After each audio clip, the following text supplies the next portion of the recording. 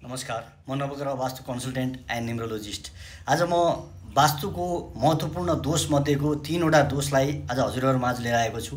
कुनै पनि घरमा यो 3वटा स्थानमा चाहिँ वास्तु दोष छ भने त्यसलाई हामीले तुरुन्त जति सक्दो चाँडो त्यसलाई चाहिँ प्लेसमेन्ट गर्नुपर्दछ र त्यो दोषबाट मुक्त हुन सकेनौँ भने हामीलाई जीवनमा हेल्थमा, वेल्थमा, रिलेसनमा, माइन्डमा विभिन्न किसिमका प्रब्लमहरू क्रिएट गर्न सक्छ। कुन कुन स्थान हुन् त ती महत्त्वपूर्ण वास्तुका जसले चाहिँ हाम्रो जीवनमा सबैभन्दा भाइटल रोल खेलिरहेको हुन्छ। जस्तो कुनै पनि व्यक्तिको नर्थ इस्ट डाइरेक्सनमा टोयलेट, बाथरुम, 60 ट्याङ्की कसैले बनाउनु भएको छ भने त्यो वास्तुको मेजर सबैभन्दा ग्रान्ड एकदम सबैभन्दा खतरनाक एरियालाई मानिन्छ। यो दोष हामीले त्यसलाई रिप्लेस गरेनौँ, त्यसबाट हटाएनौँ र त्यसबाट रेमेडिज गर्ने विभिन्न किसिमका दोषहरू छन्।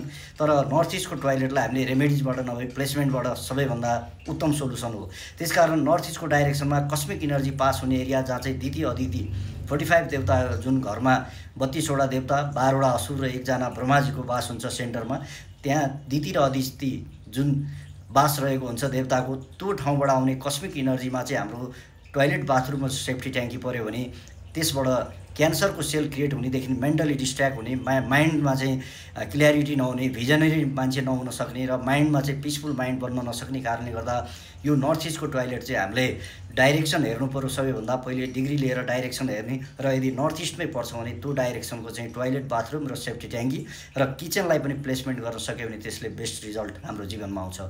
र दोस्रो रहेको छ साउथ वेस्टको मूल ढोका।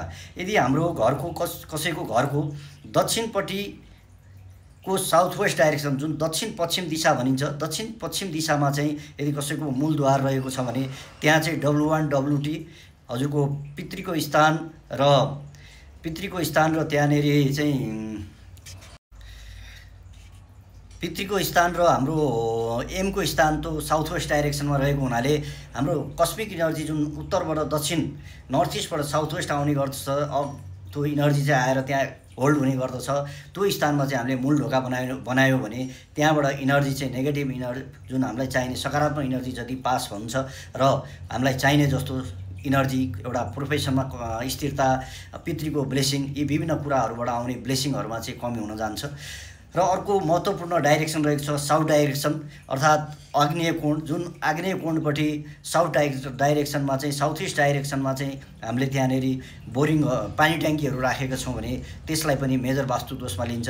यसले चाहिँ रिलेसनमा, क्यास फ्लोमा र नगद जुन आम्दानीको स्रोतको रूपमा लिइन्छ, त्यो नगदमा चाहिँ हामीलाई प्रभाव पर्ने, क्यास फ्लोमा प्रभाव पर्ने हुनाले फ्यामिली रिलेसन अथवा श्रीमान श्रीमतीसँगको सम्बन्ध, त्यसपछि आएर क्यास फ्लोलाई यसले महत्त्वपूर्ण प्रभाव पार्ने हुनाले चाहिँ हामीले यो आग्नेय कोणमा पनि रिजर्भ ट्याङ्की, पानीको स्थानलाई राख्नु हुँदैन। यो मेजर 3टा दोषलाई चाहिँ हजुरले प्लेसमेन्ट गर्नु एकदम अत्यावश्यक हुन्छ र सक्दै सकिएन भने मात्र रेमेडिजको पार्टमा जाउँ, नभए वास्तुमा सबैभन्दा इम्पोर्टेन्ट 3वटा डाइरेक्सनमा चाहिँ यी दोषहरू हामीले सकेसम्म हटाउनु पर्दछ। यो हटाउन सक्यो भने क्यासलाई, हेल्थलाई, रिलेसनलाई, माइन्डको जुन प्युरिटी, त्यसपछि आएर प्लानिङ, भिजनरी पावरहरू, प्रोफेसनमा स्थिरता, हैन, यो अर्थ एलिमेन्टबाट स्थिरता प्रदान गर्ने हुनाले हाम्रो व्यवसाय, कर्ममा, काममा र इनर्जी चाहिँ जम्मा भएर होल्ड भएर हाम्रो घरको चाहिँ सकारात्मक इनर्जी बस्ने हुनाले यो महत्त्वपूर्ण डाइरेक्सनहरूमा चाहिँ हामीले वास्तु दोष राख्नु हुँदैन।